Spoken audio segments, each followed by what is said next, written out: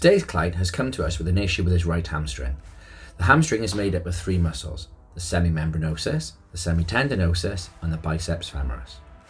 The client has a grade 2 tear to his right biceps femoris long head. This happened during a 100-meter sprint. This client has a history of right hamstring problems. Physiopedia notes that a grade 2 tear is where nearly half of the muscle fibers are torn. Acute and significant pain is accompanied by swelling and a minor decrease in muscle strength. A hamstring injury often happens during sudden, powerful movements such as sprinting, lunging or jumping that overstretch your tendons or muscles. This is noted on the NHS website. Andrew Tracy describes the biceps femoris as a superstar of the hamstrings. This muscle, comprised of a long and short head, dominates the outer posterior region of your thigh. The biceps femoris plays a key role in flexing the knee joint and extending the hip joint, making it crucial for running, jumping, and explosive movements. This client is in the intermediate phase of the rehab, which would put him into the remodeling phase of the injury.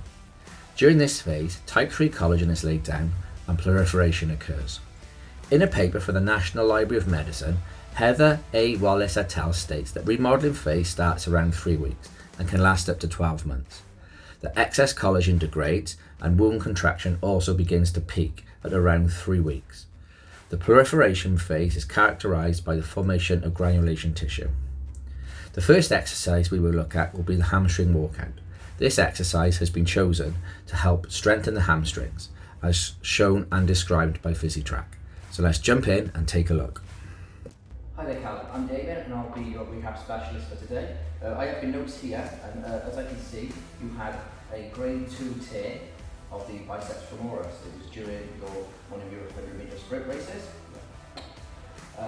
So what I've done, I've put together a rehab plan for you, okay, which will help you back to full fitness and get you back onto the track. The exercises that I've chosen will help you within your sport.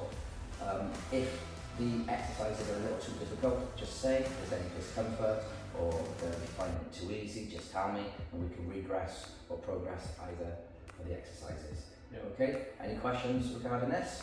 No. And you consent for this to start? Yep.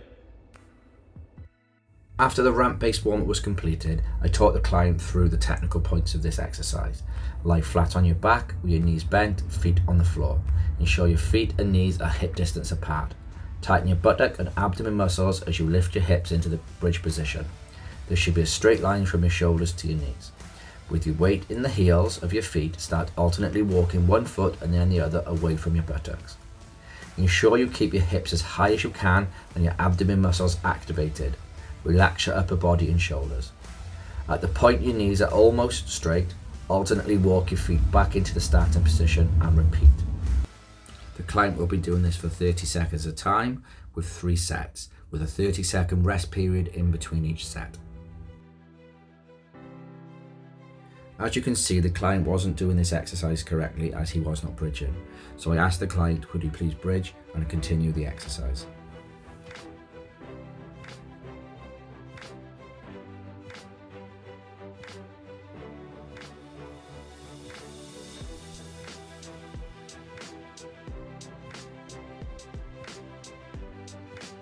If the client found the previous exercise too simple, we progress this to the hamstring sliders.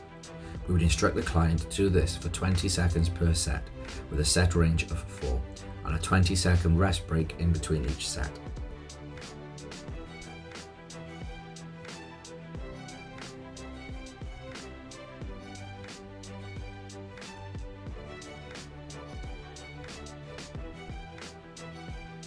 We could make this exercise a little bit more difficult by progressing it and adding a bridge at the end of the rep. So you would slide your heels into your bum and bridge up from the hips, keeping your back and shoulders on the floor at all times. For this exercise, we would ask the client to do this for 30 seconds for 4 sets, with a 20-second rest in between each set.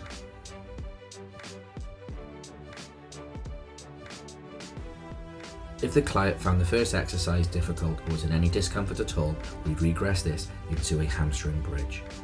Lay in the supine position, feet flat on the floor.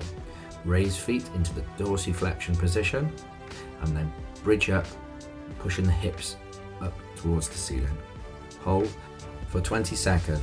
We'll repeat this 4 times with a 20-second break in between each set. If the client found the previous exercise too difficult or was in any discomfort, you'd regress this into a simple glute bridge.